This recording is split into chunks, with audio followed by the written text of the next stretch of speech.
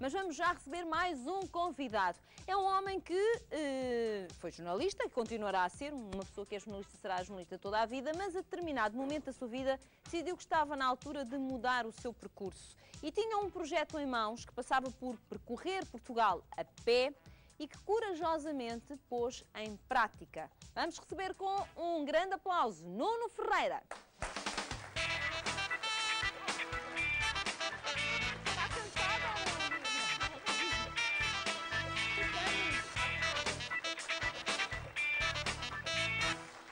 Ora então, muito boa tarde, Nuno. Boa tarde. Primeira pergunta, estamos cansados ou descansados nesta altura? Mais ou menos descansados. Mais ou menos descansados. Sim. Quando é que chegou da última viagem a pé? Eu cheguei há cerca de uma semana, que eu queria vir a Lisboa a festejar o campeonato.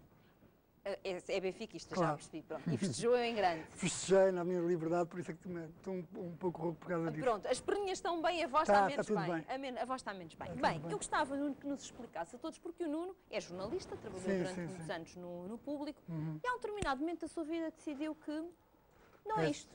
Eu já tinha este projeto, não é? Então, conte lá. Eu já tinha este projeto durante os anos em que estive A trabalhar num jornal. no jornal, mas no jornal sabe como é que é, na redação e com toda aquela azáfama e todas as várias matérias que se tem que fazer, não é possível, portanto, não foi possível concretizar este projeto. Então foi em 2006, parece-me a mim. Em setembro de 2006 eu deixei o jornal e então já tinha esta ideia e... Mas concretize, tinha esta ideia, queria fazer o quê? Correr Portugal inteiro Eu a pensei, pé? eu cheguei a propor no jornal fazer também, por exemplo, andar de autocarro, encontrar as pessoas nos comboios. O objetivo era reencontrar-me com o Portugal profundo. Assim, porque era aquilo que eu já fazia como jornalista, assim, fazia isso assim com o fotógrafo, com o fotojornalista. Íamos 2, 3 dias a uma determinada terra do interior e depois voltávamos para a redação. Só que agora é uma coisa muito mais vivenciada, muito mais profunda, muito mais respirada. E não é só isso, é que queria efetivamente correr Portugal inteiro, mas a pé. Sim, a pé e com as nuances de querer, pronto, querer ir em encontro àquilo que vai acontecendo também. Por exemplo, há uma festa ou há um artesão numa determinada terra que me interessa entrevistar. Portanto, vou de encontro, por isso é que eu tenho andado um bocado aos zigue-zagues. Vou de encontro àquilo que me parece interessante. Ainda há pouco tempo estava em Vimioso e tinha um primeiro plano de avançar diretamente a Bragança, mas depois comecei a ver a quantidade de associações de paliteiros e de gaiteiros que havia na zona de Miranda e achei interessante e valeu a pena fazer o Planalto Mirandês. Eu acho que à medida que eu vou andando, vou encontrando uma diversidade fantástica em Portugal e um monte de Que coisas condições é que importantes. foram necessárias criar para em 2006 se fazer à estrada? Porque aqui é mesmo fazer-se à estrada. Não, na altura eu propus à revista do Expresso.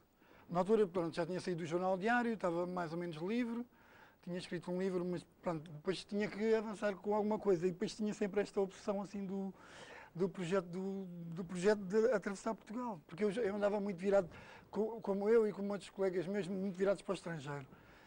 Brasis e Jamaicas e assim, e de repente pensei, caramba, fazer um projeto em que eu próprio me reencontro e reencontro o meu país. Então propus à revista do Expresso e na altura, pronto, a princípio, quando eu comecei em fevereiro de 2008, eu comecei a escrever para a revista do Expresso. Depois a colaboração terminou porque, entretanto, a revista foi remodelada, mas eu pensei, caramba, tenho que continuar. Isto não... Já estava tão viciado nisto. Comecei em Sagres, em fevereiro de 2008. O tiro de partida foi dado em Sagres, 2008. Sagres, sim. O que é que levava consigo? Uma mochila? A princípio eu levava cerca de 15 quilos na mochila, porque eu não fazia ideia, se ia aguentar. Não fazia ideia, pronto, não tinha preparação física, fiz os 5 km no primeiro dia, estava nervosíssimo, suava por todo lado, depois comecei a tirar a roupa, depois as coisas vão ganhando o seu andamento. Mas quando partiu em Sagres em 2008, calculo que 15 quilos devia levar, se calhar um computador portátil. Levava o computador, levava aquele HP...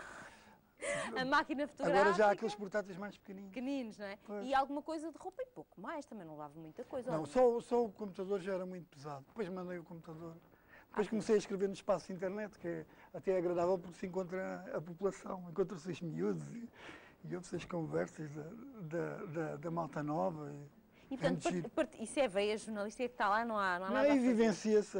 Claro, e de uma forma muito Eu próxima. escrevi crónicas para o Expresso no espaço internet. Ouvir as conversas, opa, não sei quantos, estás a namorar com aquela. Isso é maravilhoso, isso É deve ser fantástico, maravilhoso. estás a vivenciar Mas eu ia perguntar ao Nuno, quando o Nuno saiu de Sagres, o primeiro dia fez Sagres até onde? O primeiro dia foi Sagres, Cabo São Vicente. Quantos quilómetros é que isso? É pouquíssimo. É 5 quilómetros. 5 quilómetros. 5 chegou lá, quilómetros e sabe parei, Deus. aí ao fim de 2, 3 quilómetros parei logo num restaurante que lá há e comecei logo a conversa que é uma das coisas mais prazerosas que há, é poder conversar assim com as pessoas que estão disponíveis para conversar, que na grande cidade não há esse tempo. Nem reparam que a pessoa às vezes entra, não é? Claro. Mas no caso do Nuno que viaja por Portugal inteiro a pé, normalmente com a sua mochila às costas, meia dúzia de coisas, e aí vai, como é que é recebido, por exemplo, nos sítios mais recônditos de Portugal? Porque de repente vem a chegar uma criatura que ali vem monte acima. Com o barulho fazer. Se calhar não com aquele aspecto que se está à espera, não é? Com a sua mochila às costas. O que é que pensam? Vem lá Olha, deve ser estrangeiro. O Algarve, como eu fiz o Algarve em março de 2008 e fiz pelas serras e a Serra Algarvia, sobretudo a Serra do Caldeirão, está muito certificada. Então o Algarve serviu-me de teste para as outras regiões. E então eu logo no Algarve comecei a perceber mais ou menos o tipo de dificuldades que ia ter. Porque assim, uma coisa é ser jornalista, chegar com o colega, ou então chegar numa carrinha, ou chegar num automóvel a dizer o nome do jornal, ou a dizer o nome da televisão. Outra coisa é chegar de mochila às costas, ninguém acredita que a pessoa é jornalista. E então há todo o trabalho de credibilidade e de quebrar o gelo. Depois há regiões onde a GNR já tem feito um trabalho magnífico, que é andar a dizer às pessoas para terem cuidado com os estranhos. Que ainda me ajuda mais, não é? Já tive esse problema na Serra do Caldeirão, nas zonas mais desertificadas a GNR faz isso. Já lhe pediram identificação, não? Já. Pediram agora há tempos, por exemplo, agora há tempos no Planalto Mirandês, eu estava a atravessar uma estrada muito deserta, que é uma estrada que vai paralela à Espanha, entre Vimioso e Alcanices. Eu ia atravessar e normalmente eu faço uma coisa que é, eu tenho a preocupação de cumprimentar toda a gente, para as pessoas verem que eu vou por bem, não é? Porque as pessoas não sabem. E é um hábito muito português antigo, que era, cruza-se com uma pessoa, seja ela estranha ou não. Sim. E as pessoas mais idosas não têm muito essa coisa. Eu gosto tanto de ver isso. Eu também faço assim, tá bom. Mas claro, há sempre alguém que pode desconfiar. E eu houve uma terra ali, São Martinho de Anguera, perto da Vila Nova, perto de Alcanices, entre Alcanices e Vimioso. E eu achei estranho que eu fiz assim ao indivíduo, depois eu fiz a segunda vez e ele não me cumprimentou. E eu assim, pronto, isto vai dar. Normalmente esse é o meu teste. E daí uns quilómetros apareceu o GNR. Então, és português, não sei quantos, porque também, ultimamente, também tem havido um bocado aquela paranoia de prenderam os bascos ali, por causa da ETA, e assim, pronto, ainda vou passar por etarra.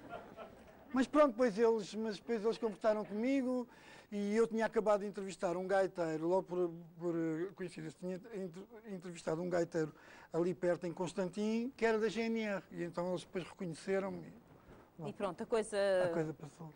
Em termos gerais, Nuno, como é que define os portugueses? Pelo menos esses que têm a sorte de poder conhecer. Quais são os traços genuínos da nossa personalidade enquanto povo? Porque ainda devem ser genuínos, depois nas cidades já está tudo adulterado. Uma das coisas que mais me fascinou, logo a princípio, foi encontrar sub-regiões. Por exemplo, nós temos muito aquela coisa de falar, o Algarvio é assim, o Alentejano é assim, o Transmontano, mas depois, em cada região há sub-regiões, depois as coisas mudam muito, a própria abordagem em relação a mim muda muito conforme as terras, as vilas, as cidades. Basta que numa determinada vila, basta ter acontecido qualquer coisa, o tempo está pior, ou as pessoas estão aborrecidas. Por exemplo, eu atravessei o Algarve em plena crise mediática da Maddie McCain. E então eu não podia fotografar uma criança. Pronto, só para dar um exemplo. Não, mas isso é um exemplo que faz todo sentido. Só para dar um exemplo. E pronto, e às vezes eu já tenho encontrado